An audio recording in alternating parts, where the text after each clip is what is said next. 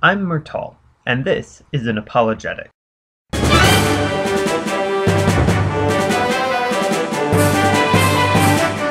Okay, for those of you unfamiliar with the term, an apologetic serves two purposes: to inform an audience about a topic they may not understand, and to equip those who are familiar with the topic with the tools to defend its legitimacy. This apologetic is going to be on tabletop role-playing, with an emphasis on the role-playing aspect. The first section is going to include a quick overview for those who have no idea what role-playing is. So if you already know, just be patient. Hopefully this will help you to explain to people who are having a hard time with the concept. Now the term RPG gets applied to lots of things. Pretty much any video game with a leveling system or a means of persistent progression is said to have RPG elements. So the term RPG is often far removed from the story-driven concept from which the term is originally derived. They're also called tabletop games, pen and paper RPGs, or D&D.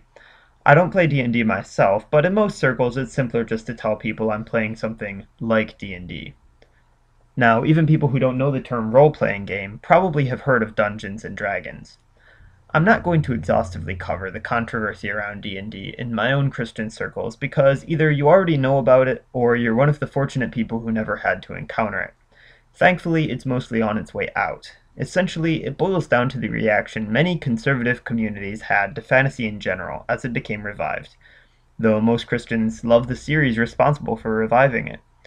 However, though many non-conservatives still like to lump us all together, the fact is, the community that's violently against fantasy is growing smaller and smaller. Most Christians I know recognize the innocence of the genre, as well as its power to provoke much more deeper spiritual thought than even more straightforward Christian fiction. Aside from the fantasy association, I think the other reason D&D was taboo for so many years was because no one really understood it. It appeared out of nowhere, became very popular in a short amount of time, and is nothing like anything most people are familiar with. Even today I struggle finding a shorthand for what it is I do several nights a week with my friends.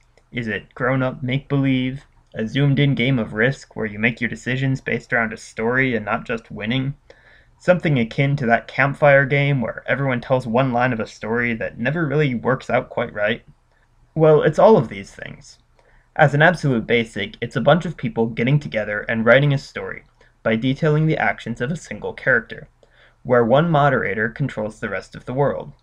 Most use a system of rules, designed to promote fairness and let randomness control the flow of the story. You can't just make your character capable of anything to the detriment of everyone else.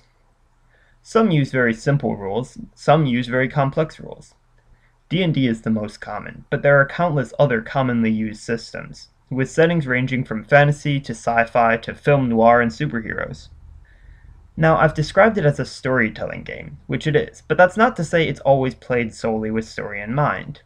Many people play it very mechanically, competitively, like any other game. I've got nothing against those people, and it's definitely a legitimate way to play. However, I'll mostly be focusing on the storytelling side, because that's what I'm familiar with. So there's the basic gist of what it's about. If you're a role player, or you know a role player, I'm sure you've heard all that before. Next time, I'll talk about what it is that makes this so appealing. The description I just gave often sounds very childish to people who don't quite get it.